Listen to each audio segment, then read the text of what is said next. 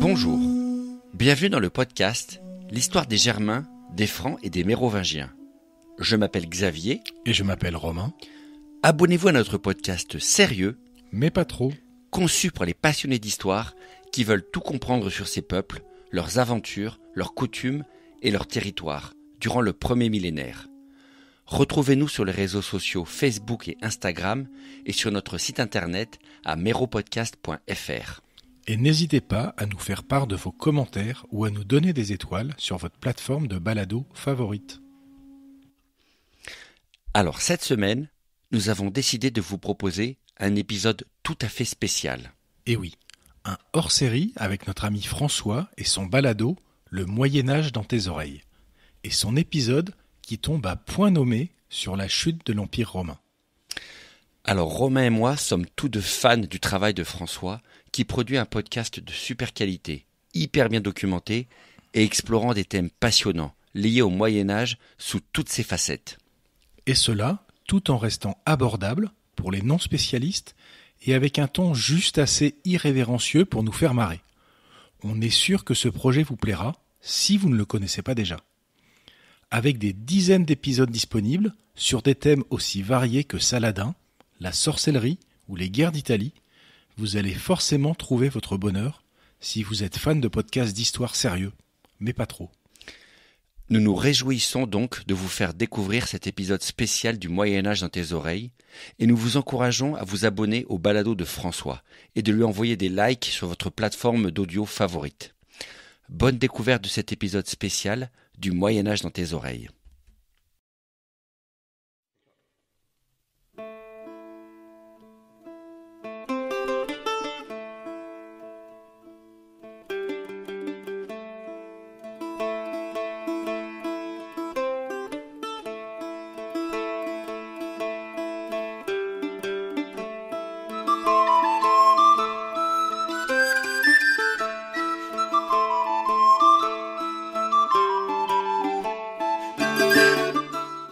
Salut à tous et bienvenue dans ce 13e épisode du Moyen-Âge dans tes oreilles, le podcast qui vous invite à revivre cette période fascinante de notre histoire.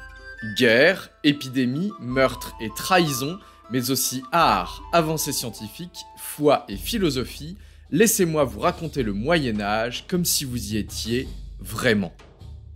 Au programme d'aujourd'hui, je vous propose ni plus ni moins que l'acte fondateur de ce que nous appelons le Moyen-Âge.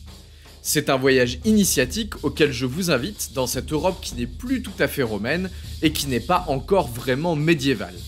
Des hordes hirsutes traversant le Rhin gelé, des intellectuels effarouchés devant l'évolution de leur société et des barbares étonnamment romanisés, voici quelques-uns des personnages qui vont nous accompagner à la découverte de cette transition entre deux âges, celui de la toge et celui de l'épée. Cet épisode, c'est le vôtre, chers auditeurs. Ce thème est arrivé premier du vote pour la saison 3, c'est donc avec un grand plaisir que je vous le dédie. En le choisissant, j'espère que vous saviez à quoi vous attendre, mais faites attention, vous n'êtes pas à l'abri de quelques surprises. C'est parti!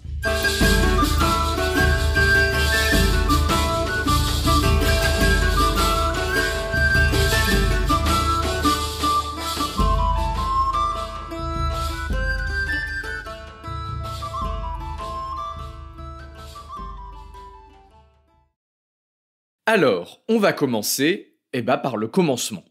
Vous ne connaissez peut-être pas le détail de la transition entre l'Empire romain et les royaumes barbares, mais je suis sûr que vous avez au moins quelques images en tête.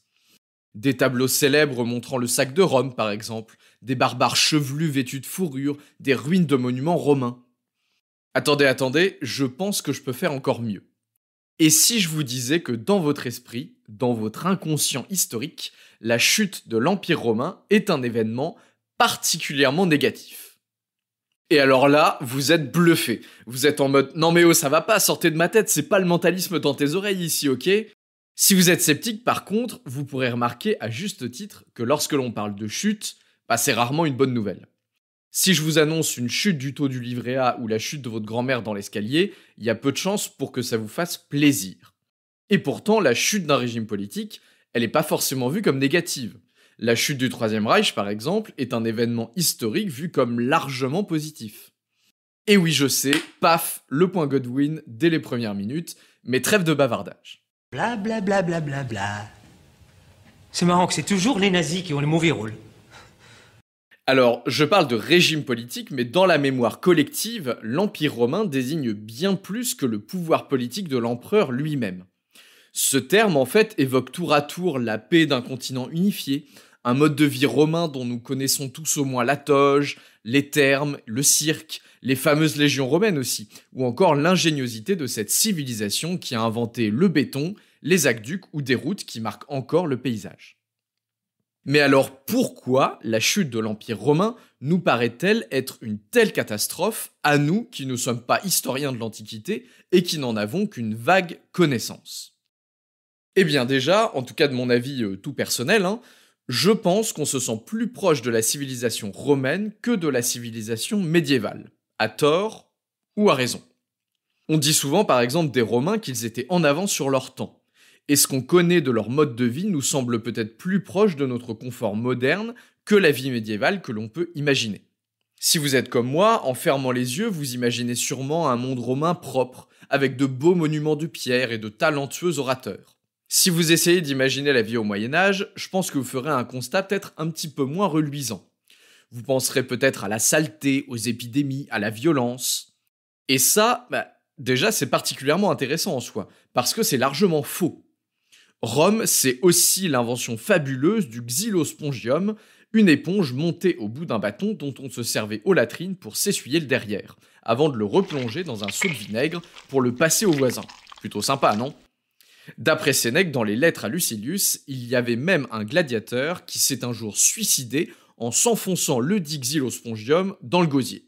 Voilà donc ça, c'est pour la propreté romaine, à comparer à la propreté médiévale. Bon, ça c'est pour mon avis personnel sur notre proximité avec Rome. Par contre, ce qui est sûr, c'est que la transition entre l'Empire romain et les royaumes barbares a fait l'objet de violents débats historiographiques qui se poursuivent d'ailleurs encore aujourd'hui. Si la chute de l'Empire est une césure à ce point majeur dans notre frise chronologique, ce n'est pas pour rien. C'est le fruit d'un long travail de recherche historique et de controverses scientifiques. Bon, on va pas remonter tout le fil depuis les intellectuels médiévaux, parce que sinon on y passerait la journée, mais grosso modo, on peut distinguer 3 vagues historiographiques successives. Ah oui, l'historiographie, c'est l'histoire de la recherche historique, comme si les historiens n'étaient pas déjà assez occupés. J'étais là, Gandalf. J'étais là il y a 3000 ans. La première vague, donc, c'est celle qui s'est appuyée sur les sources littéraires léguées par ces temps troublés.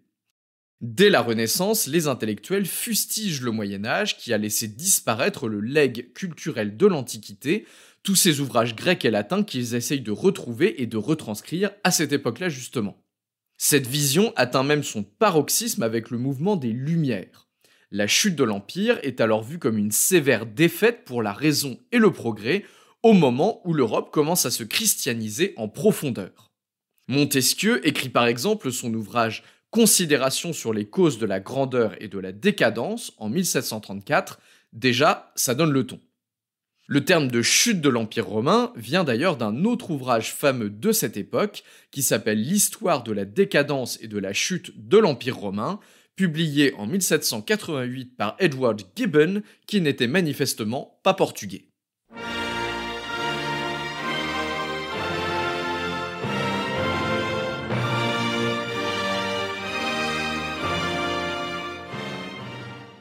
Bon, ça vous aura pas échappé que la Révolution française, en fondant le régime politique républicain, s'inspire beaucoup du monde romain. La Révolution apparaît en quelque sorte comme une revanche de l'Antiquité sur les vieilles institutions monarchiques léguées par les royaumes barbares. Pas étonnant donc que la vision, on va dire un peu catastrophiste, de la transition ait tenu aussi longtemps. En plus, avec toutes les petites tensions qui existaient entre la France et l'Allemagne au XIXe et au XXe siècle, les barbares germaniques n'ont pas vraiment connu un regain de popularité au pays du fromage. Mais petit à petit, les choses commencent tout doucement à changer. Déjà, la question de l'immigration devient une actualité brûlante après la Seconde Guerre mondiale. Ça pousse à revoir le passé et notamment à interroger ce fameux poncif des invasions barbares, terme que les historiens allemands ont d'ailleurs toujours rejeté pour parler de migration. Völkerwanderung, comme on dit dans la langue de Goethe. Et puis surtout, avec le développement des techniques d'archéologie, on commence à analyser sérieusement les tombes barbares qu'on découvre. Par exemple, on va revenir sur la tombe de Childéric, le père de Clovis, qui avait été fouillée au milieu du XVIIe siècle, et on s'aperçoit que, sapristi, il s'habillait comme un Romain, aucune trace de fourrure ou de barbe.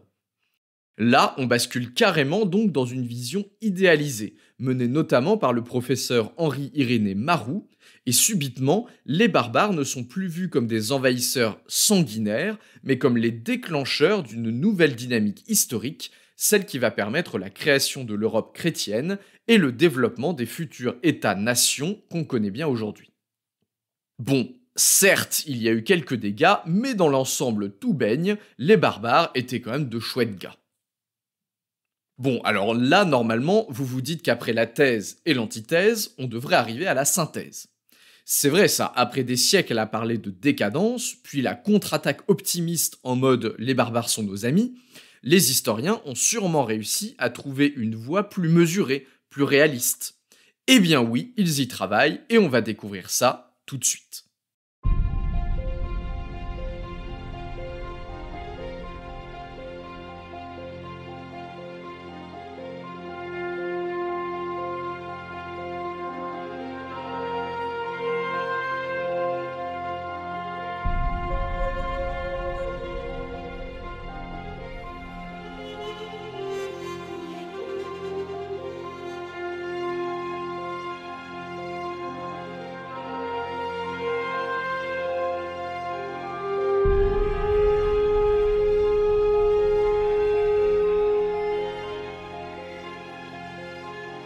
Le puissant empire romain atteint son apogée territorial durant le IIe siècle, sous la dynastie des Antonins.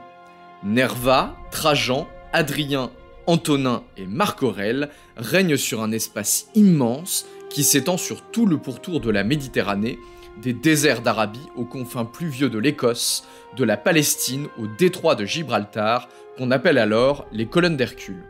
Inlassablement, les légions ont repoussé les limites de l'Empire jusqu'à s'établir sur une frontière stable qu'on appelle le limes. Parfois véritable mur comme en Écosse, parfois très discontinu de camps militaires, le limes est positionné sur la rive droite du Rhin, au contact des peuples germaniques, et le long du Danube sur le glacis constitué par la Dacie et la Pannonie, qui sépare Rome des peuples nomades des steppes d'Europe centrale. Protégé par ces légions qui veillent sur la frontière, l'Empire romain jouit d'une belle prospérité économique, permise par la paix durable qui a suivi l'unification politique. Cette unité s'est cristallisée autour de la figure de l'empereur, ce monarque qui tire encore sa légitimité des anciennes institutions républicaines, maintenues sous coma artificiel pour asseoir ce pouvoir, dans la réalité, sans partage. L'Empire est divisé en de nombreuses provinces, comptant chacune des cités largement autonomes, dotées de leurs propres magistrats. Grâce justement à la paix apportée par Rome, la Méditerranée est devenue le cœur d'une première mondialisation, un bassin de commerce par lequel transitent les produits de l'artisanat et des grandes latifundiae, ces immenses domaines agricoles cultivés par des armées d'esclaves. Autour du culte rendu à l'empereur, l'Empire romain vit son heure de gloire. Partout, la forêt recule face au défrichement, l'économie se développe et les habitants des provinces anciennement conquises accèdent peu à peu à la citoyenneté romaine, ce statut privilégié qui sera étendu à tout l'Empire en 212. En attendant, évidemment, la paix profite surtout aux citoyens qui ont déjà ce statut. Pour les autres, la société romaine est particulièrement inégalitaire. Les esclaves en particulier triment dans les mines et les grands domaines agricoles, tandis que les peuples des provinces anciennement conquises continuent à payer un plus lourd tribut que les citoyens.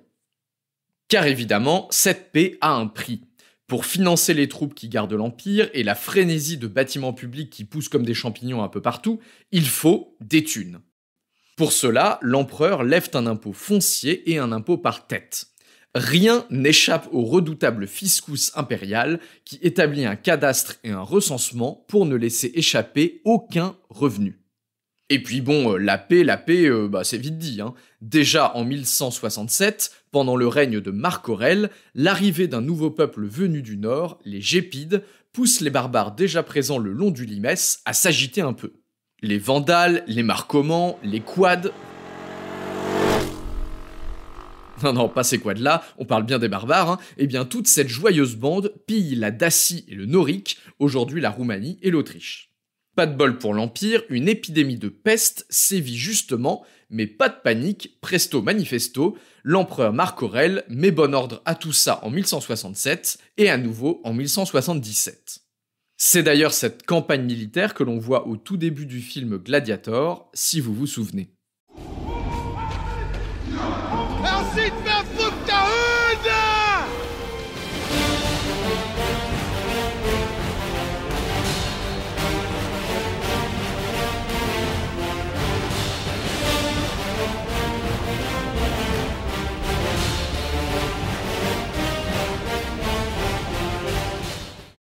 Donc, pas la paix totale, mais c'était quand même pas mal, le Haut Empire. Au milieu du IIIe siècle, cette belle période de prospérité n'est déjà plus qu'un lointain souvenir. L'Empire se débat alors dans les affres de ce que les historiens appellent la crise du IIIe siècle, un nom qui a au moins l'avantage d'être explicite, à défaut d'être inspiré.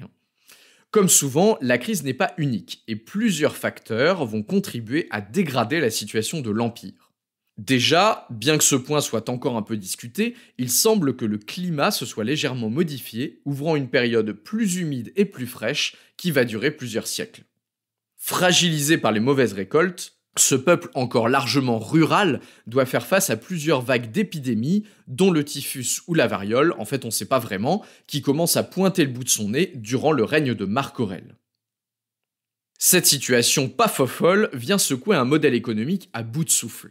Avec l'embellie économique de la période précédente, de nouvelles terres ont été défrichées, mais la terre peine à nourrir tout ce beau monde.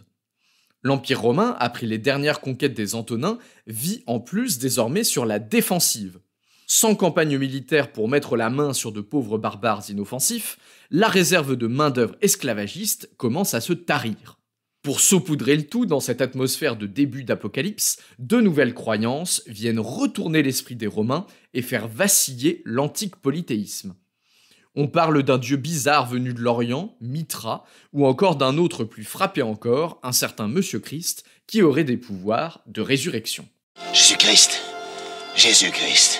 Fils de Dieu.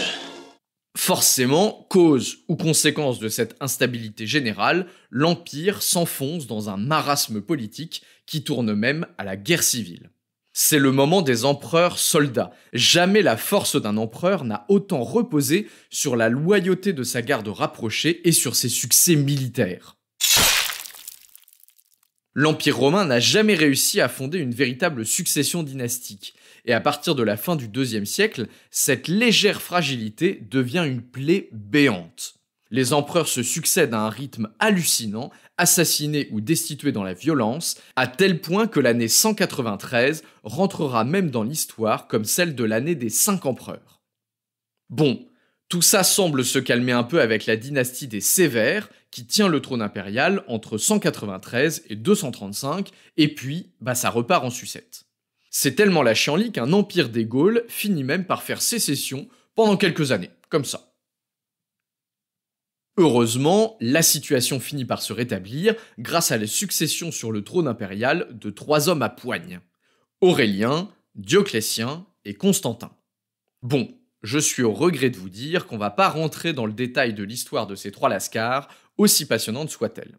C'est vrai ça, de toute façon, qui aurait envie d'entendre toutes ces sordides histoires d'assassinats, de martyrs de chrétiens ou de guerre civile ?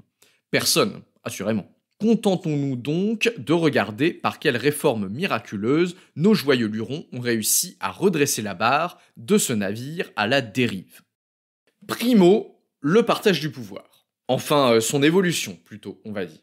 Si Dioclétien garde un pouvoir incontesté, il décide de diviser l'Empire en 4 grandes régions qui auront chacune une sorte de mini-empereur. Lui-même se réserve la partie orientale de l'Empire, la plus riche, et s'adjoint les services d'un certain Galère, dont le patronyme n'est pas sans préfigurer les difficultés futures de l'Empire. Et Galère.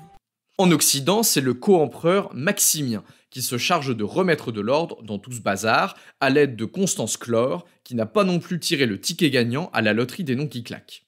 Cette tétrarchie, comme on l'appelle, tétra pour 4, 4 empereurs, a pour principal avantage de rapprocher chaque empereur et général de la ligne de front, le fameux limès, qui depuis le début de la crise ressemble plus à un gruyère qu'à un vrai mur. Un morceau de menton. Mais on en reparlera. En tout cas, la doctrine change. Fini les légions qui stationnent le long du limès, désormais c'est une armée de campagne qui s'occupe de botter les fesses des barbares, suivant une stratégie beaucoup plus mobile et opérationnelle. La tactique évolue également, avec l'apparition de cavaliers lourdement cuirassés et d'archers à cheval, qui copient les puissants guerriers des steppes qui déferlent sur les provinces illyriennes au même moment. À crise exceptionnelle, mesure exceptionnelle. À partir de l'avènement d'Aurélien, le pouvoir impérial renforce sa pression sur la société. Les cités perdent en autonomie et la multiplication du nombre de provinces permet la création d'un maillage administratif beaucoup plus fin. Les impôts s'alourdissent et les besoins de la machine politico-militaire forcent le pouvoir à limiter drastiquement la mobilité sociale. L'administration fait désormais peser une véritable chape de plomb sur la société tout entière. Bref, c'est pas le moment de créer une start-up. Autre évolution, et pas des moindres, le christianisme gagne du terrain et séduit de plus en plus d'élites intellectuelles, administratives et militaires. Son essor semble d'ailleurs irrésistible et en 391, il devient même la religion officielle de l'Empire, balayant plusieurs siècles d'un polythéisme qui avait fait la grande force de l'Empire pour sa capacité à intégrer les croyances des peuples conquis. Bon, je sais pas vous, mais moi, toute cette réorganisation politico-économique sur fond de crise existentielle, ça me fout un peu le bourdon. C'est vrai quoi, je veux dire, l'atmosphère est quand même un peu étouffante, non ? Et si, pour s'aérer un petit peu l'esprit, on faisait un petit voyage ethnographique ? Tiens, on n'a qu'à aller de l'autre côté du limès, justement, rencontrer les Germains, ces sympathiques voisins que les habitants de l'Empire ont eu l'occasion de voir de beaucoup plus près depuis un siècle. Allez, suivez-moi, on part en balade.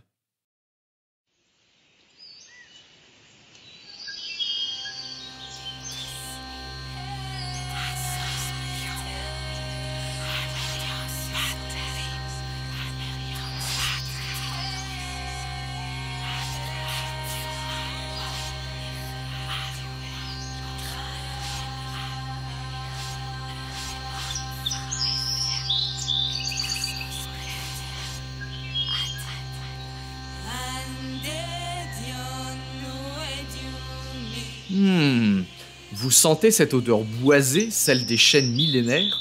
Ici, la forêt s'étend à perte de vue, sanctuaire impénétrable sur lequel règnent d'étranges dieux au nom oublié. Les peuples qui vivent dans cette nature luxuriante ont appris à l'aimer et à la respecter. Génération après génération, ils ont traversé les âges comme immobiles, fidèles à la tradition barbare. Tendez la main. Vous sentez sous vos doigts l'écorce rugueuse de ces troncs séculaires ? Vous sentez la fraîcheur de cet humus vierge sur votre peau ? Peut-être pas en fait. Et oui, la vérité c'est qu'on n'en sait en fait à peu près rien. Tacite, au 1er siècle après Jésus-Christ, avait tenté une description presque ethnographique de ces peuples mystérieux, mais en fait il n'était jamais allé sur le terrain. C'était donc plutôt, on va dire, un anthropologue de salon. Peu adeptes de la construction en pierre, nos sympathiques Germains n'ont pas laissé grand-chose à se mettre sous la dent en termes d'archéologie. Mais ne baissez pas les bras, je vous ai promis un petit voyage de découverte. Voici donc ce que l'on sait sur ces peuples barbares qui régnaient de l'autre côté du limès. Alors déjà, de qui parle-t-on ? Derrière la frontière qui sépare l'Empire romain du monde barbare, de nombreux peuples grenouillent dans un espace gigantesque qui s'étend de la Scandinavie aux steppes de l'actuelle Russie. On regroupe tous ces peuples sous le nom générique de Germains, car ils auraient une origine commune à chercher du côté du sud de la Scandinavie. Ce sont des peuples anciens, qui se différencient progressivement au cours de l'Antiquité jusqu'à constituer une véritable nébuleuse de peuples différents. Vous en connaissez sans doute quelques-uns, comme par exemple les Francs, qui vivent au IIIe siècle après Jésus-Christ dans un espace couvrant les actuels Pays-Bas et une partie de l'Allemagne de l'Ouest. Ils côtoient sur la partie sud de leur territoire le peuple des Chattes. Les Angles et les Saxons, eux, peuplaient l'actuelle péninsule du Danemark.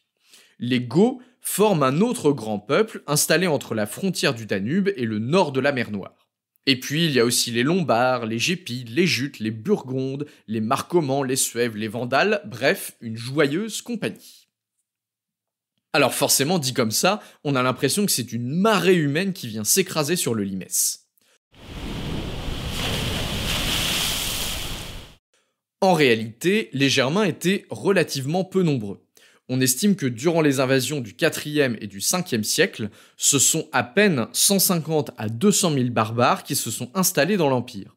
On est quand même loin du raz-de-marée, d'autant que l'Empire comptait à l'époque au moins 50 millions d'habitants.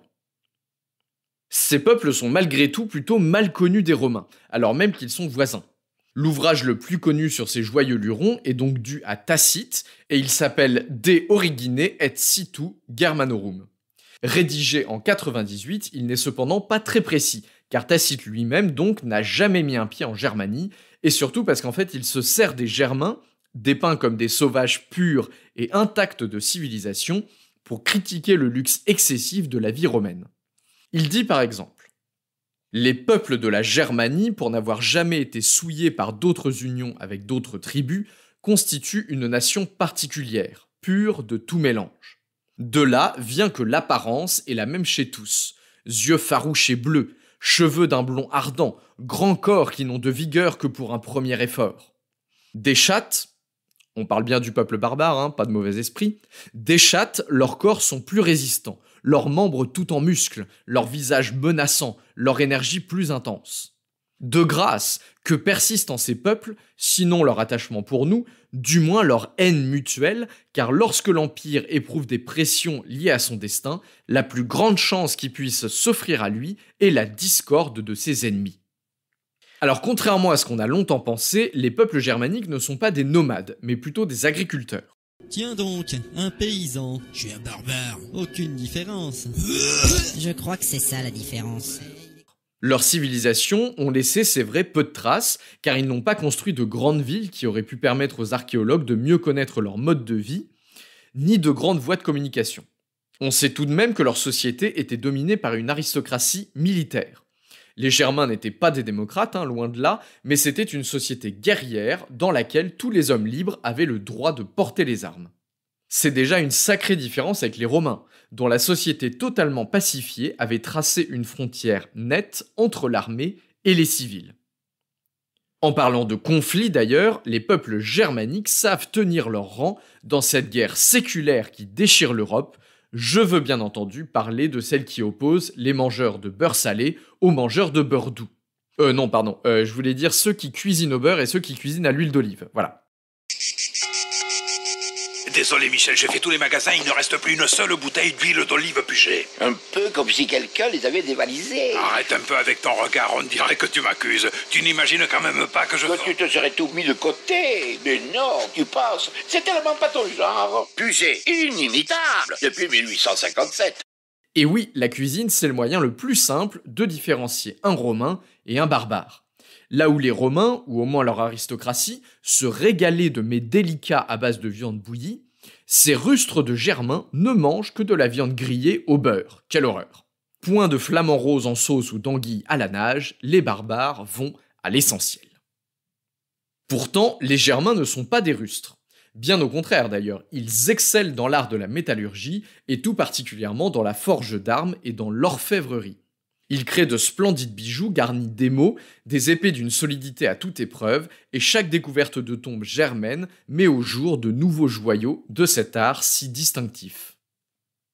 À mesure que la frontière se stabilise le long du Rhin et du Danube, les Romains apprennent peu à peu à échanger avec ces voisins si différents. En effet, comme on l'a dit, le Limès n'est pas un grand mur étanche, façon muraille de Chine. C'est avant tout une zone tampon, à la lisière des mondes romains et barbares, dans lequel les échanges commerciaux vont bon train. Et oui, les légions romaines qui stationnent sur le Limès sont de grosses consommatrices de produits agricoles, de céramique, de tissus, de métaux, d'esclaves, etc. Donc en fait, en s'installant, elles deviennent les locomotives économiques du Limès et créent de nombreuses occasions de se rencontrer pour les Germains et les Romains. Ces rencontres d'ailleurs ne laissent pas les barbares indifférents. Impressionnés par la sophistication de la vie romaine, son confort et sa brillante culture, l'aristocratie germanique commence à adopter petit à petit les codes des Romains. Par exemple, est-ce que vous savez qu'on a retrouvé des passoires à vin romaines jusqu'en Scandinavie ? Eh oui, des passoires à vin. Mais qu'est-ce que c'est que cet étrange ustensile ? Qu'est-ce que c'est ? Ça, c'est une tourninouflette. Les humains se servent de ces pics-pics pour ratisser leurs poils de tête. Eh bien, figurez-vous que le vin de l'Antiquité était beaucoup plus épais, beaucoup plus pâteux que le nôtre. Donc pour adoucir cette piquette et le boire sans avoir besoin de le mâcher, on le faisait passer dans des espèces de passoires pour le couper avec de l'eau. Et donc, breaking news, les Germains buvaient du vin, qu'ils coupaient donc avec des passoires romaines, quel chic. En retour, les Germains vendent aux Romains un matériau précieux, l'ambre, dont les matrones romaines raffolent pour leurs bijoux.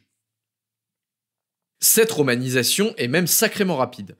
Alors même que l'Empire romain n'est pas encore officiellement chrétien, les Goths commencent à se convertir au christianisme grâce à la prédication de l'évêque Ulfila dans la première moitié du IVe siècle. Bon, alors tout ça c'est bien beau. Les barbares se romanisent, ça fait du commerce dans tous les coins, et ça sympathise des deux côtés du Limès, mais alors, à quel moment cette relation, plus ou moins pacifique, finit par partir en sucette en mode invasion et sac de la ville éternelle ? Eh bien justement, c'est là qu'on revient à notre fameuse crise du IIIe siècle. Souvenez-vous, l'Empire romain est très affaibli. Les épidémies et les difficultés alimentaires déciment la population, et le Limès se transforme en passoire alors que les légions sont occupées à s'entretuer pour placer leurs favoris sur le trône impérial. L'Empire est vulnérable et les peuples établis le long de la frontière sont bien placés pour savoir quelle richesse se cache derrière les légions. Au milieu du IIIe siècle, les barbares profitent donc de l'instabilité pour lancer des raids dévastateurs sur les provinces frontalières. Les Francs et les Alamans s'aventurent en Gaule, les Sarmates pillent la Pannonie et les Hérules parviennent même à mettre Athènes à sac en 267. Les empereurs romains se battent comme des lions pour reboucher le Limès qui craque de toutes parts, et la restauration impériale sous Dioclétien permet à l'Empire de trouver un peu de répit. On a frôlé la catastrophe. Malgré tout, les Germains sont partis pour rester. Désormais, ils font partie du paysage, et la période de leur relative tranquillité est bel et bien révolue. Cependant, le fléau que représentent les peuples barbares pour l'Empire romain va rapidement devenir, dans l'esprit des empereurs romains, malins, une véritable bénédiction. Et oui, après tout, l'Empire est dépeuplé. Et si l'on repousse un peuple qui traverse la frontière, un autre viendra de toute façon le remplacer, donc c'est comme vouloir boucher les trous dans un navire qui prend l'eau de partout. Alors finalement, pourquoi ne pas se servir des barbares pour boucher les trous justement ? Cette politique du bouche-trou porte un nom, celle des fédérati, c'est-à-dire des peuples fédérés. En vertu d'un traité qu'on appelle le Fedus, le pouvoir romain autorise un peuple à s'établir dans une zone frontière, donc à l'intérieur du Limès, et à assurer en contrepartie la défense de cette zone contre les petits copains qui se présentent à la porte. À la fin du IIIe siècle, les Francs saliens obtiennent ainsi l'autorisation de s'installer dans l'actuelle Belgique. En 332, c'est au tour des Goths d'obtenir leur titre de séjour le long du Danube, côté romain. Non mais attendez, c'est pas un peu faire rentrer le loup dans la bergerie, ça ? Voyez, braves gens, acceptez ces cadeaux en or de la part du chapeauté.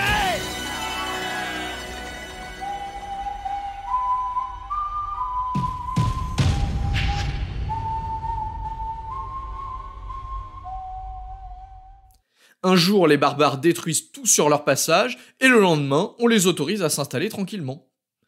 En fait, le phénomène des peuples fédérés illustre bien toute l'ambiguïté de la relation entre les Romains et les Germains, justement. Car en réalité, les fédérés qui s'installent dans l'Empire, ce sont plus vraiment des barbares, en fait. Leurs chefs sont complètement romanisés, et ils sont en réalité de grands généraux qui se battent aux côtés des Romains. Il faut dire que la frontière est floue désormais. Entre les prétendants au trône impérial qui s'entretuent avec leurs légions et les Germains qui pillent au hasard, c'est devenu un peu difficile de faire la différence entre les gentils romains et les méchants barbares. Tenez, prenez Constantin par exemple. Vous savez, le premier empereur converti au christianisme. Eh bien, l'un de ses plus fidèles soutiens était le chef franc Bonitus, un tribun dirigeant une unité d'auxiliaires. En 324, ce fameux Bonitus aide même son pote Constantin à botter les fesses de son rival Licinius, qui a le toupet de lui disputer le trône impérial. Donc bon, Constantin, un ami des Francs ? Eh ben pas vraiment en fait, puisque quelques années auparavant, en 306, il avait fait jeter au lion dans l'arène de Trêves 2 rois francs, répondant aux doux noms d'Ascaric et de Mérogaise, qui avaient saccagé une partie de la Gaule. Bref, une relation à la je t'aime, moi non plus, qui change constamment selon les besoins du pouvoir romain et les velléités d'indépendance des chefs germaniques. Nous voilà donc à la fin du IVe siècle. Jusqu'ici, on va dire que ça tenait debout. Évidemment, on n'a pas retrouvé la belle harmonie de l'Empire romain classique, celui qui balayait les ennemis d'un revers de pilum, mais l'édifice brinque-ballant des peuples fédérés semble constituer une rustine efficace sur le limès décrépit. Malgré ses efforts pour redresser la barre, l'Empire est pourtant sur le point de basculer dans un siècle chaotique qui mènera sa partie occidentale à la chute.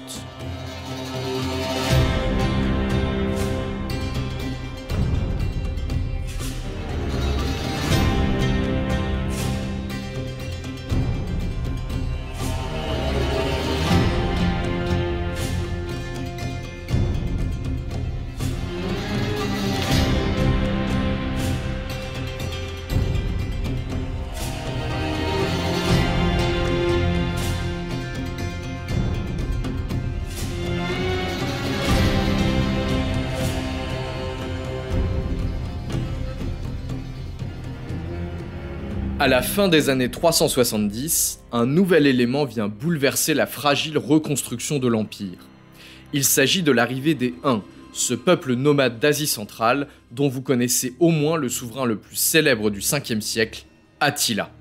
L'irruption de ces nouveaux venus dans la sphère européenne rebat les cartes et pousse les peuples dont nous avons déjà parlé, ceux qui se sont établis tout proches du limès, à franchir la frontière pour fuir ces nouveaux voisins un peu trop envahissants. Sous la pression, c'est tout l'appareil politico-militaire romain qui se met à craquer. En 377, l'empereur Valens, qui dirige la partie orientale de l'Empire, autorise les Goths à franchir le limès au niveau de l'actuelle Serbie pour fuir l'avancée des Huns. La situation, mal gérée, finit par tourner à la révolte, et l'empereur doit lui-même prendre la tête de ses troupes pour corriger les nouveaux venus.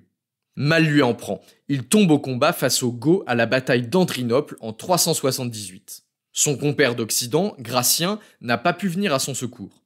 Il doit lui-même prendre les armes pour repousser les Alamans. Durant plusieurs décennies, les empereurs qui se succèdent en Orient et en Occident sont aux prises avec des attaques incessantes des barbares tout le long du limès.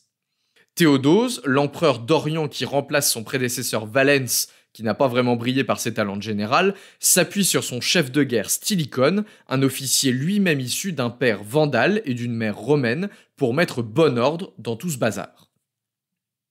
Rapidement toutefois, il apparaît que l'Empire d'Occident accuse de lourdes difficultés.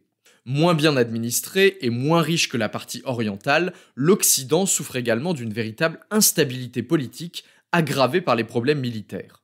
Dans ce panier de crabes s'agitent des bandes de barbares presque entièrement romanisées qui rivalisent pour s'emparer du pouvoir. L'Italie en particulier est désormais une véritable cocotte-minute dans laquelle des allégeances fragiles et des quiproquos incessants mènent à une instabilité permanente. Tenez, on va prendre l'exemple d'Alaric, le roi des Visigoths. En 392, c'est lui qui est nommé dans le nouveau traité de fédération qui unit les Goths à l'Empire d'Orient. En vertu de ce traité, les Goths fournissent de forts contingents militaires à l'Empire et servent sous le commandement des officiers romains. Ils sont par exemple utilisés par Théodose pour combattre Eugène, l'usurpateur qui cherche à lui ravir le trône impérial. Ça alors, Eugène? Quelle surprise de te croiser là, Eugène! Après avoir essuyé de lourdes pertes dans les différents combats, Alaric et sa bande décident d'aller s'installer dans les terres qui leur ont été données par Théodose, justement. Sauf que là, pas de bol, les Huns sont passés par là et ont déjà tout dévasté. Tant pis pour la résidence secondaire, les Goths reviennent vers Constantinople pour faire pression sur l'empereur. Théodose, justement, vient de mourir en 395 et ses 2 fils se partagent l'empire. Arcadius en Orient, Honorius en Occident. Évidemment, aucun des deux n'a envie d'honorer la promesse faite aux anciens alliés de leur père. Furieux, Alaric pille la Grèce avant d'être arrêté par le général Stylicone, justement. Malin, Arcadius décide alors de lui donner comme terre l'ancienne province d'Illyricum, qui se trouve dans l'Empire d'Occident. Comme ça, pratique, il se débarrasse du problème tout en honorant sa promesse pour pas un rond. Les Goths font donc leur bagage pour aller s'installer dans ce nouveau havre de paix, mais ils déchantent rapidement. Déjà, le climat de cette région montagneuse ne leur plaît pas vraiment, et en plus, les habitants du coin détestent les Germains, on se demande bien pourquoi. Bref, la greffe ne prend pas, et revoilà Alaric et ses Goths sur les chemins. Le roi a de la suite dans les idées. Il veut envahir l'Italie pour mettre la pression sur l'empereur Honorius et obtenir enfin une compensation pour sa résidence secondaire perdue. Pas de bol, sa petite virée est stoppée net par Stylicone, encore lui, qui arrive à la rescousse et le remet à sa place en 2 batailles durant l'année 403. Dépité, Alaric songe à repartir, mais il se fait un nouveau pote sur la route en la personne de Radagast, et non pas Radagast, attention. Ce sont des lapins de Roscobel qu'ils essaient-on pour voir. Radagast donc qui vient de traverser les Alpes avec sa troupe de joyeux lurons. Stylicone remet donc le couvert. En une bataille à Fiesole en 406, il leur colle une raclée et les renvoie, hop, vers l'Illyricum. Auréolé par cette grande victoire qui a carrément sauvé Rome, rien que ça, Stylicone a le vent en poupe. On lui érige même une statue en or et en argent sur le forum, preuve que l'Empire n'a pas encore perdu toute sa superbe. Et c'est pourtant le chant du cygne. Après ces victoires, Stylicone cherche l'apaisement, et propose même d'utiliser les Goths d'Alaric pour aller reconquérir l'Illyricum et faire la guerre à l'Empire d'Orient qui passe son temps à savonner la planche de l'Occident. Il a également besoin des Goths, qu'il vient pourtant de fumer, pour faire face à une bande de Vandales et de Suèves qui ont profité du rude hiver 406-407 pour traverser le Rhin gelé et semer la désolation en Gaule. Cette tentative de réconciliation ne passe pas du tout. Manipulé par le parti anti-Stylicone qui règne à la cour, l'empereur Honorius accuse Stylicone et le fait exécuter en 408. Assez logiquement, cette exécution politique ne règle pas vraiment le problème. Libéré du seul commandant qui parvenait à le tenir en respect, Alaric déferle à nouveau sur l'Italie et réussit à pénétrer dans Rome, qu'il pille de fond en comble à l'automne 410. Ce n'est pas encore la fin, mais les flammes qui ravagent la ville éternelle sont un terrible symbole. Affamée, affaiblie, exsangue, la cité qui a soumis tant de peuples et conquis tant de territoires, celle qui a survécu aux défaites militaires et aux guerres civiles, cette même cité n'a même plus les moyens de se défendre contre les barbares qu'elle a appelés pour garder ses frontières.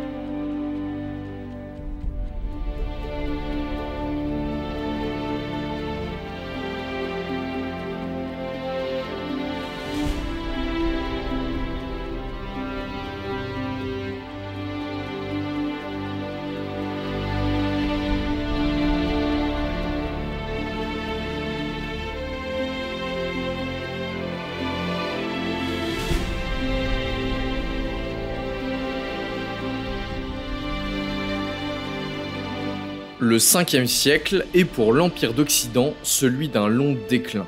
Maintenir l'ancienne puissance romaine est devenu beaucoup trop coûteux.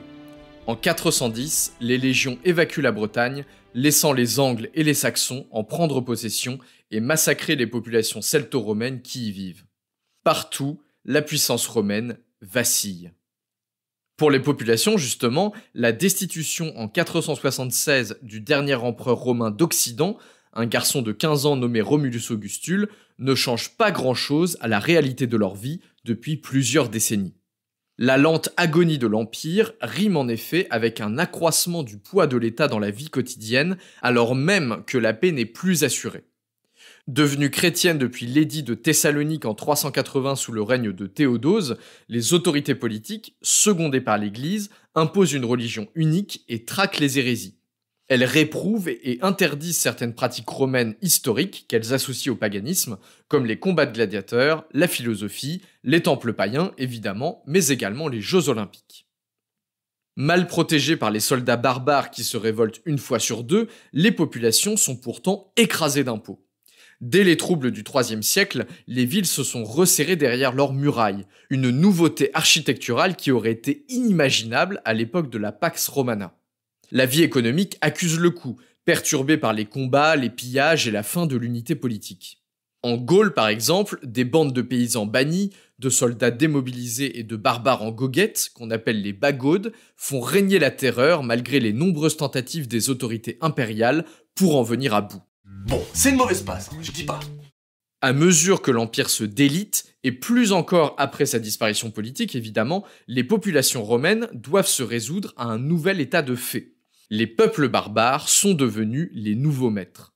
C'est évidemment vrai des territoires dans lesquels sont installés les peuples fédérés dès le IIIe siècle, mais ce mouvement s'accélère à partir de la chute de l'Empire et de la création progressive, sur les anciens territoires romains, de royaumes dirigés par des souverains barbares. Les Suèves tiennent le Portugal, tandis qu'un puissant royaume wisigoth s'est créé sur une grande partie de la péninsule ibérique et de la Gaule occidentale.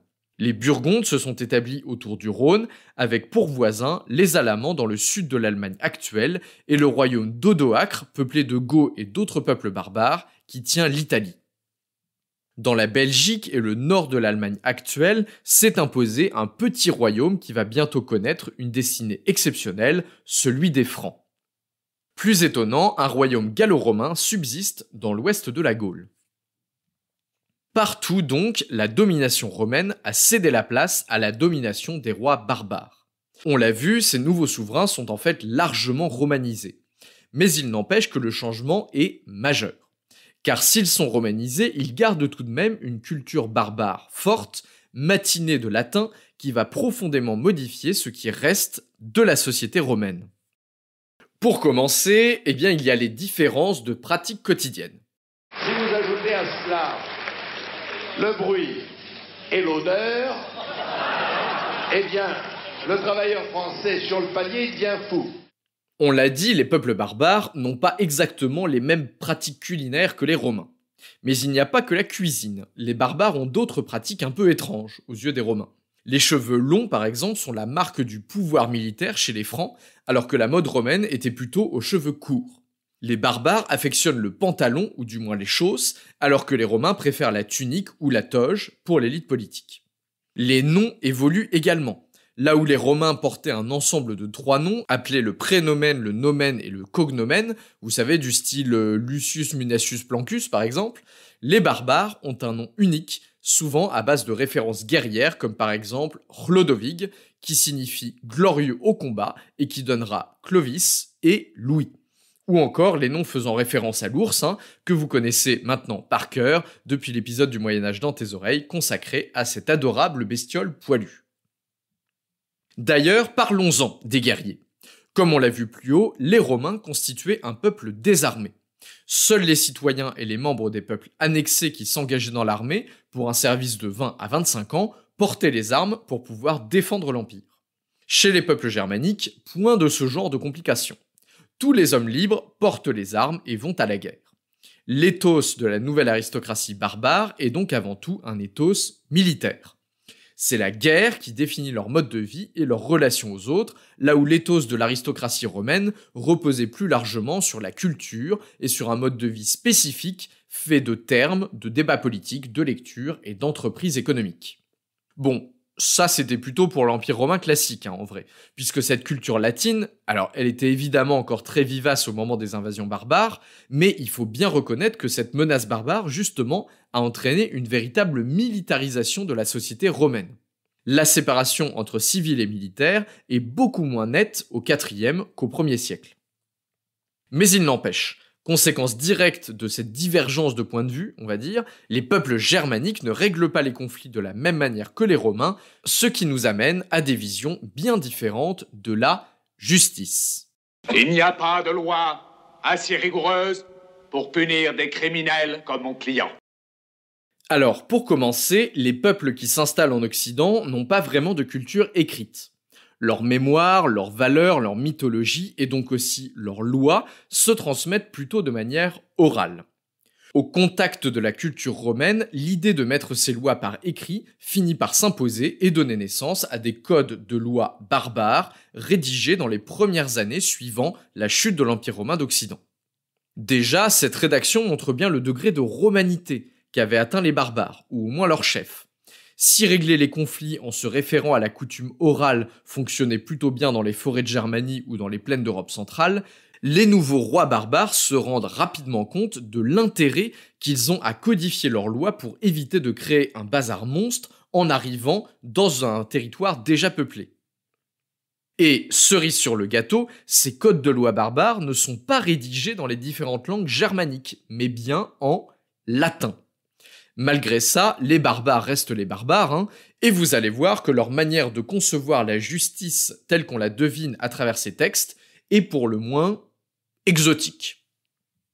Voici par exemple un petit extrait de la loi salique, vous savez, celle qui va être déterrée au milieu du XIVe siècle par les juristes de Philippe VI de Valois pour éviter que le royaume ne tombe entre les mains anglaises. Eh bien, en fait, c'est un code de loi, celui des Francs saliens, rédigé et remanié plusieurs fois entre le IVe et le VIe siècle, et c'est donc un texte qui ambitionne de donner une base écrite au droit coutumier des Francs saliens, celui qui se transmettait jusqu'ici à l'oral, en le matinant en l'occurrence un peu de droit romain pour faire un peu plus stylé. Et alors, pourquoi un code de loi ? Eh bien, parce que les Francs saliens, ils avaient de toute éternité un problème qui n'empêchait pas vraiment les Romains de dormir. Quand un meurtre ou un crime grave se produisait, la famille de la victime avait tendance à partir en vendetta contre la famille coupable du meurtre, ce qui dégénérait rapidement en conflit intergénérationnel d'une grande violence.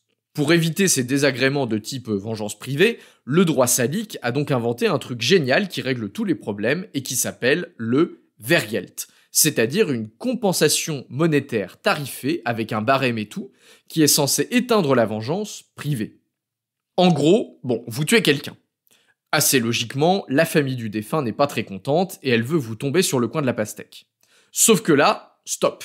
Le juge intervient, il fixe un prix à payer, vous le réglez et hop, retour aux relations de bon voisinage. Alors certes, le Wehrgeld, c'est pratique, mais c'est surtout vraiment rigolo parce que la logique sous-jacente au barème est, disons, un peu difficile à comprendre pour nos yeux contemporains. Par exemple, on lit dans la loi salique l'article suivant. Si quelqu'un arrache à autrui une main, un pied, un œil ou le nez, il faudra verser 100 sous. Mais si la main continue à pendre, 63 sous. Alors je sais pas si j'ai besoin de préciser que la chirurgie des Francs saliens ne permettait certainement pas de recoudre une main qui pend, mais ce n'est pas tout, parce que la société barbare était traversée par une horrible intolérance, celle du racisme des doigts de la main. Si, je vous jure, écoutez plutôt. Si quelqu'un arrache à autrui un pouce de la main ou du pied, il devra verser 50 sous. Mais s'il reste pendant, 30 sous. Bon, jusque-là, rien que de très classique. Mais attendez, si quelqu'un arrache à autrui le deuxième doigt, à savoir celui qui sert à tirer à l'arc, 35 sous. Non mais vous voyez ça ? Un pouce du pied qui pend encore coûte quasiment aussi cher qu'un index, mais dans quel monde vit-on ? Bon, en fait, on se moque, mais tout ça n'est pas très éloigné du barème des accidents du travail qu'on peut avoir aujourd'hui. La métrique utilisée est toujours celle de l'utilité que l'individu a perdue au cours de l'accident. Et ce n'est pas tout, car la société barbare se caractérise, on l'a vu, par deux faits marquants. Une forte militarisation, avec le guerrier libre comme élément clé du corps social, mais aussi par l'inégalité entre les statuts sociaux. La gravité d'un meurtre dépend par exemple de la qualité du mec que vous venez de refroidir. Ça c'est pratique parce que grâce à ça, vous pouvez savoir si vous êtes riche ou non. Par exemple, dans la loi des Visigoths, si vous êtes cousu d'or, vous pouvez tranquillement vous farcir un évêque ou un comte, Ça va chercher dans les 900 sous d'or s'il a moins de 50 ans. Si vous ne savez pas quoi faire de votre bonus de fin d'année, vous pouvez aller latter un vieil homme libre par exemple. S'il a plus de 75 ans, ça ne vous coûtera que 100 sous d'or, une petite bagatelle. Si vraiment vous n'avez pas de thunes, alors désolé, mais là vous pourrez pas commettre de meurtre, vous n'avez juste pas les moyens. À la place, vous pouvez vous reconvertir dans le larcin de textile. Chez les Francaliens, vous deviez payer par exemple 15 sous si vous étiez allé voler du lin dans le champ du voisin avec un cheval ou avec une charrette. Mais si vous êtes tellement pauvre que vous n'avez pas de cheval et que vous avez volé le lin en le portant sur votre dos comme un galérien, ça ne vous coûtera que 3 sous, c'est donc une affaire. Enfin, ça dépend du cours du lin évidemment, mais bon là, c'est à vous de vous renseigner. Monsieur Roux, faites attention à la veste de Monsieur Jacquard, c'est du lin. Attention aussi à vos relations sociales, parce qu'une soirée peut vite fait vous coûter cher. Par exemple, vous êtes un peu éméché, un soir, et vous proposez à votre copain une petite bagarre, et il dit non, sous prétexte qu'il a peur de se casser un ongle. Alors là, forcément, vous l'insultez en le traitant de lièvre ou de renard, deux animaux qui ne sont pas connus chez les barbares pour leur grand courage. Vous rentrez chez vous, le lendemain, grosse gueule de bois, et donc vous décidez d'aller voir votre pote pour vous excuser. Eh bien, que nenni, celui-ci a déjà porté plainte pour injure, et votre éloquence vous coûtera 3 sous d'or.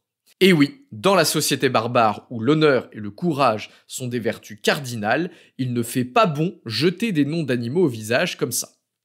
Pareil si vous croyez avoir vu votre pote s'enfuir sans son bouclier la dernière fois que vous avez croisé une légion romaine ou une troupe de vandales. Si vous n'avez pas la preuve de ce méfait, c'est-à-dire que vous ne pouvez pas produire la pièce à conviction que constitue le bouclier abandonné, eh bien dans ce cas, vous devrez rembourser 3 sous d'or. Là encore, c'est logique. Qui abandonnerait son bouclier si ce n'est pour s'enfuir plus vite sans cet encombrant objet ? Si vous prétendez qu'un guerrier a laissé tomber son bouclier, vous insinuez que c'est un couard qui a voulu quitter le champ de bataille, et ça, ce n'est pas tolérable. Allez, un petit dernier pour la route ? À votre avis, qu'est-ce qui coûte le plus cher ? Couper les cheveux d'une femme ou refuser l'hospitalité à un voyageur ? Pas facile celle-là, Vous pouvez mettre la réponse en commentaire, mais sans triche, attention. Eh bien, c'est... couper les cheveux d'une femme. Et oui, si vous faites votre rat et que vous laissez à la porte un voyageur qui demande l'hospitalité, ça vous coûtera 3 sous d'or. Par contre, si vous coupez les cheveux d'une femme libre et qu'en plus vous avez eu le toupet de faire ça chez elle, vous allez devoir débourser pas moins de 30 sous d'or. Ça, c'est dans la loi Burgonde. Oui, vous avez bien entendu, ça vous coûtera aussi cher que si vous aviez volé un cheval ou arraché le pouce de quelqu'un et qu'il pendait encore. Non mais c'est du délire. Bon, on a bien rigolé, mais tous ces barèmes ont en fait une utilité claire. Ils permettent d'éviter les fraudes, les pots de vin et autres arrangements avec la justice.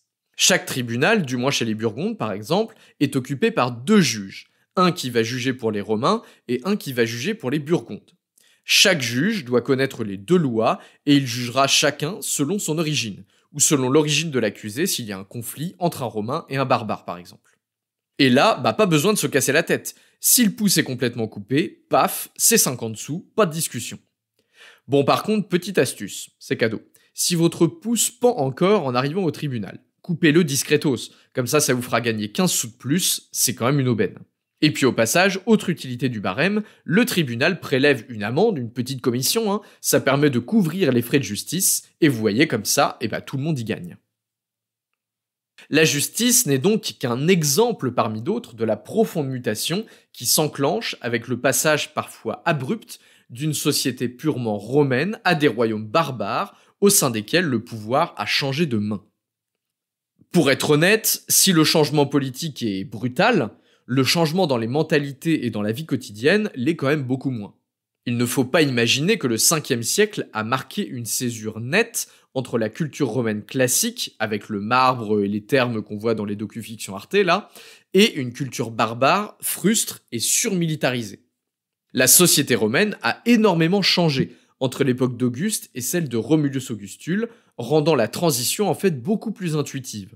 Déjà parce que les barbares sont en fait présents dans la vie des Romains depuis la crise du IIIe siècle, ça fait déjà 150 ans, mais également parce que le christianisme lui-même a profondément changé les façons de vivre et la structure de la société romaine. L'Empire romain des 4e et 5e siècles, surtout en Occident, n'avait rien de très reluisant. et la belle paix romaine qui prévalait à l'époque des Antonins n'était déjà plus qu'un lointain souvenir. La société a souffert, c'est indéniable. Partout, les restes archéologiques des enceintes urbaines, les indicateurs de vie économique et les marqueurs des incendies et des destructions montrent que les Romains et tous les peuples qui vivaient dans l'Empire ont vécu une mauvaise passe pendant au moins 3 siècles. Il n'y avait pas de raison de penser que la vie en 476 est soudainement devenue encore plus difficile. Certes, l'idéal de paix et de sécurité qui avait fait la gloire de l'Empire romain classique avait disparu, mais dans la réalité, la différence la plus palpable a sans doute été l'écroulement de la structure administrative et fiscale qui étouffait la société. Certains paysans, rendus plus libres par la réduction du poids de l'État, ont même sans doute pu en tirer profit, écoutez plutôt. Bon alors, comment ça va? Quoi de neuf sur la ferme? Bon bah tu sais, ça va pas trop fort en ce moment quoi. Ah, toi il t'est arrivé une bricole. Allez, raconte, qu'est-ce qu'il y a qui va pas? Ouais, bah j'étais tranquillement en train de bêcher mes champs, tu vois. Et là, les chats ont débarqué et ont bu tout le lait de mes vaches. Ouais. Ensuite, bah c'est les quads qui ont complètement retourné mon jardin, les sarmates qui ont brûlé mes sarments. Ouais, relou. Et le lendemain, voilà les go qui envahissent mes champs à leur tour, tu vois. Et ils brûlent ma maison. Bon, le jour d'après, les go redébarquent. Je me dis, bon, ça va, ils ont déjà tout pris, normalement ils vont me laisser tranquille. Mais non, on est les Ostrogoths qui me disent. Et hier, c'était les Visigoths, faut se mettre à la page. Bon, donc ils ont embarqué ma femme, ils ont embarqué mes enfants pour les vendre comme esclaves. Enfin, ouais, c'est chiant. Et puis là-dessus, t'as le percepteur des impôts qui débarque et qui me dit que c'est pas parce que mon champ a brûlé que je suis libéré de l'impôt, tu vois. Parce qu'il me dit, si personne paye des impôts, y a pas de légion pour vous protéger. Ouais, forcément. Ouais. Et puis, voilà, franchement, là, j'ai le moral dans les brais, quoi. Enfin, j'ai plus rien dans ma vie, j'ai plus de champ, plus de maison, plus de famille, plus de meuf. Enfin, je crois que...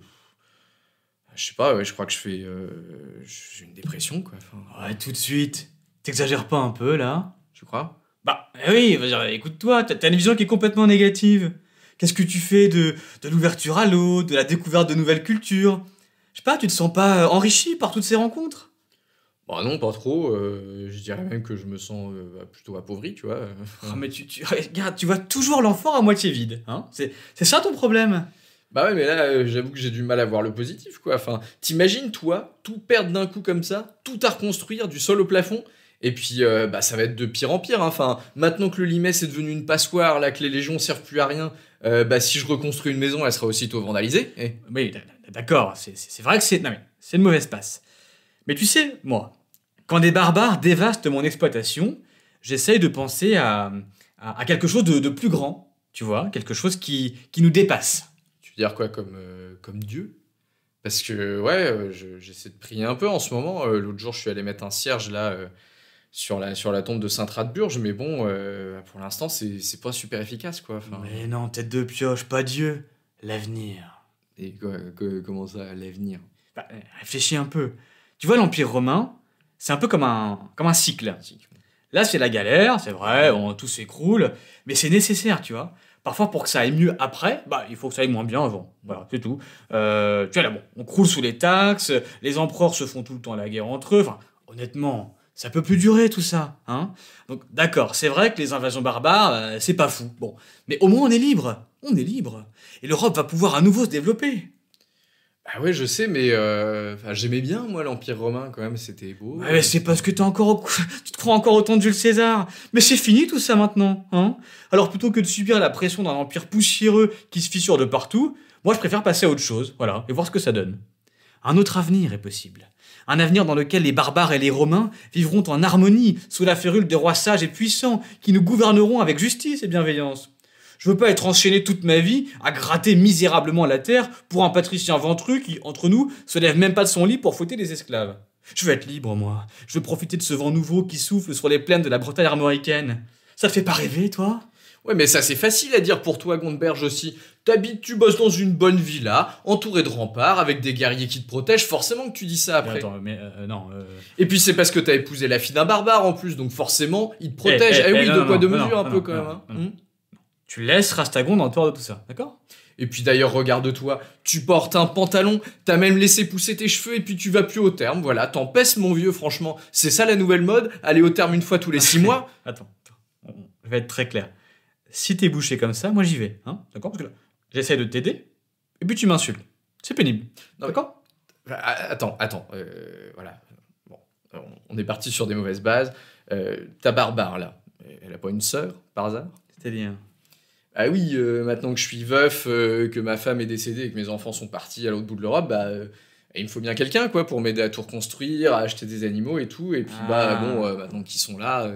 Voilà, enfin un peu d'optimisme, ça me fait plaisir. Allez, pour fêter ça, je t'offre une bonne bière germanique. Ouais. Tu m'en diras des nouvelles. Ouais, je crois que je préfère le vin, quand même. T'es vraiment un décrottable, mon bon vieux Romanus.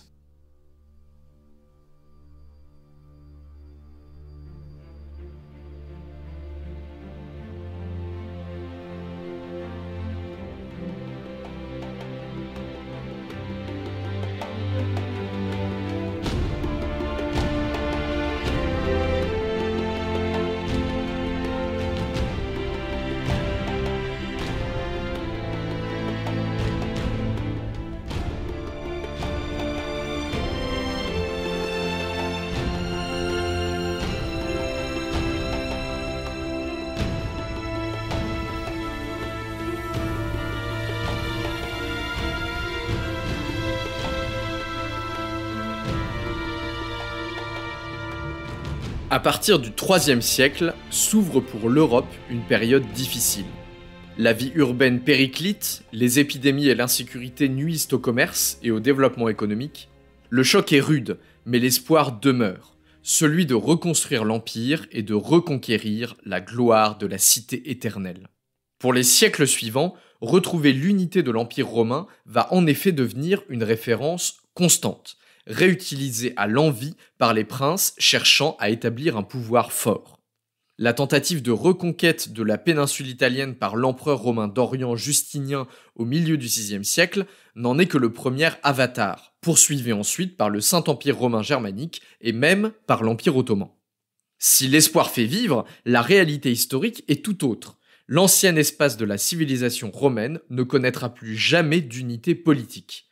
Et la fragmentation opérée par les royaumes barbares va même servir de matrice au concept d'État-nation qui domine aujourd'hui la géopolitique européenne et mondiale. Alors finalement, la chute de l'Empire romain a-t-elle été une catastrophe ou une chance pour l'Europe ? Difficile de trancher entre les courants optimistes et pessimistes en la matière.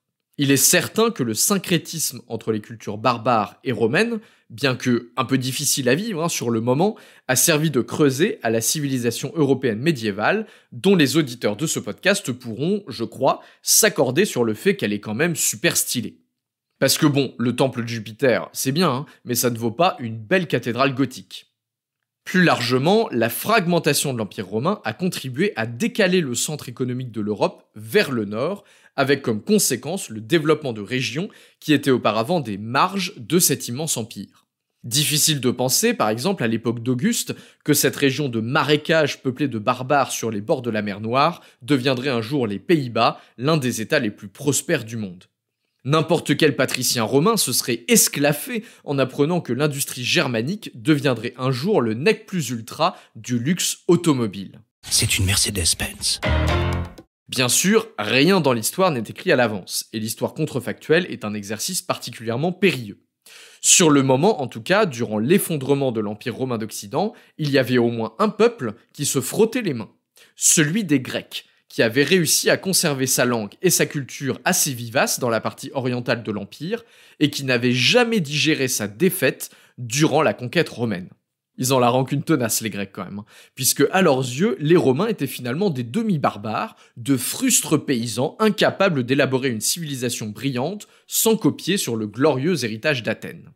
Dans une certaine ironie de l'histoire, la satisfaction des Hellènes fut de courte durée, puisque avec l'extension progressive de l'islam puis celle de l'Empire ottoman sur les bords de la Méditerranée, des pans entiers de la culture grecque et de sa langue sombrèrent dans l'oubli au Proche-Orient, où seules quelques ruines de temples attestent encore aujourd'hui de cet ancien héritage.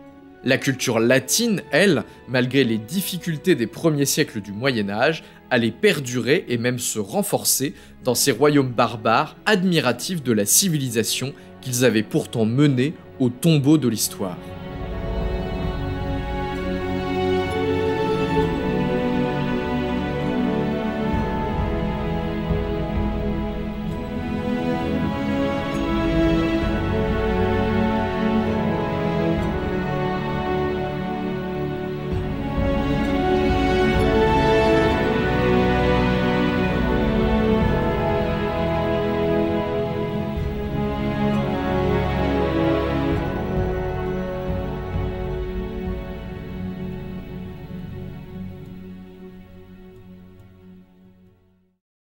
Merci à tous d'avoir écouté cet épisode du Moyen-Âge dans tes oreilles consacré à la chute de l'Empire romain.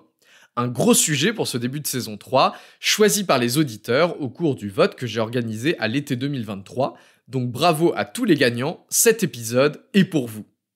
Un seul épisode, c'est évidemment bien trop court pour traiter d'un thème aussi passionnant, et j'ai dû malheureusement laisser de côté une quantité incommensurable de sujets annexes et de petites anecdotes qui viendront nourrir de futurs épisodes, ne vous en faites pas. Comme d'habitude, vous pouvez retrouver l'ensemble des références bibliographiques et musicales dans la description de l'épisode. N'hésitez pas à suivre les pages Facebook et Instagram du Moyen-Âge dans tes oreilles, à liker et à commenter cet épisode s'il vous a plu. Ça me fait toujours plaisir, et puis en fait, c'est la manière la plus simple de soutenir le podcast. On se retrouve bientôt pour le prochain épisode, qui nous emmènera loin de Rome et de ses vicissitudes, pour remplir nos oreilles du doux son de la cornemuse. Et oui, direction l'Écosse, pour parler d'une alliance qui a uni le pays du whisky à la France pendant 3 siècles, la fameuse Old Alliance. À la prochaine!